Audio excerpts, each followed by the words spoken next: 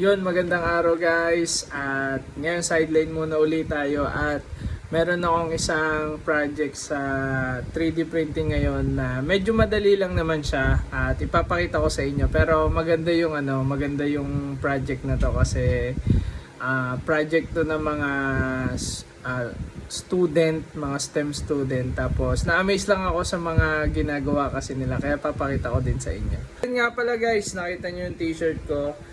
Ayan, so ang ganda ng t-shirt natin. Yan ay pasadya natin. Pinagawa po natin yan dun sa kapatid ni manager, si Ate Eunice. So doon po tayo nagpagawa. So pag gusto nyo ng mga ganyan t-shirt, mga gospel shirt, o kaya kung gusto nyo magpa-customize ng mga tatak sa t-shirt, so message lang kayo sa kanya. I-comment ko yung profile niya sa comment section para siya na lang po yung directly na i-chat niya. So yun ganda ng t-shirt natin guys.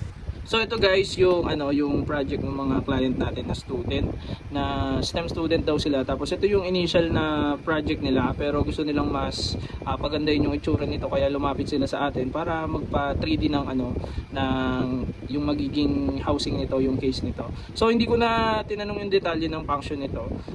Pero meron siyang battery tapos may electronics, may mga electronics siya dito, tapos ito buzzer daw to, tapos may button siya, tapos ito parang lalagyan niya ng yung sa final product nila, nilalagay yung ID. Siguro gagamitin to sa automated na security o biometrics purpose. So hindi ko na tinanong yung pinaka specific na function nito, pero ang pinaka goal natin dito sa project nila ay mailagay lang naman siya sa box. So kaya sabi ko madali lang to.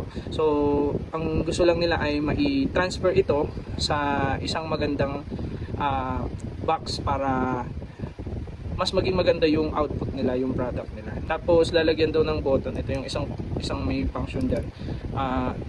May button yan, tapos ilalagay din natin to sa box, i-integrate natin sa box. Saka itong buzzer na to, dapat syempre meron siyang yung butas para lumabas yung sounds ng buzzer na yan. So ito yung ginawa nating design guys. So nakapag-design na ako ng 3D model niya. So ito yung yan yung paglalagyan ng box, yan, ng mga electronics. Diyan ilalagay. Tapos may mga patungan din tayo dito para ito sa buzzer to Tapos ito naman yung sa charger para nakapit siya ng maayos. The rest ng component naman ay sila na daw bahala. So kaya hindi naman sobrang komplikado yung design ng box natin dito kasi sila na magpe-place in ng mga electronics nila dyan sa loob. Tapos nag-request lang sila din ng syempre sabitan dito para sa magiging kasi siya parang ID siya. So lalagyan ng sabitan ng ID lace. Tapos pag pumunta tayo sa likod, ayan yung likod. So ayan guys, nagpalagay din sila ng yung ID. Ito katulad nito yung ID natin. Ayan. So yung ID natin ilalagay mo diyan. Ayan. So ganun lang, tin-redesign lang natin siya sa Fusion madalas gamit ko. Tapos ito pala yung tatakip diyan. Ayan guys. Ito yung tatakip. So andyan ito yung button diyan papasok. Pero mas maganda tingnan niyo yung nakatalikod. Ayan. Ayan. So ayan guys, ito yung pangalan siguro ng team nila. So yan yung pinalagay nilang engrave para naka-sketch dun naka-engrave dun sa kanilang case. Tapos ito din diyan papasok yung button. Ayan. Diyan papasok yan sa button. Sakto lang yan yung butas niyan. Tapos ito naman yung para sa buzzer, para yung tunog ng buzzer marinig talaga. Ayan. So yan po yung ating ginawa na design para dun sa ating mga client na STEM student. So imagine nyo guys, galing STEM pa lang, high school pa lang yung mga yan, senior high school, ay mga mababangis ng design nila.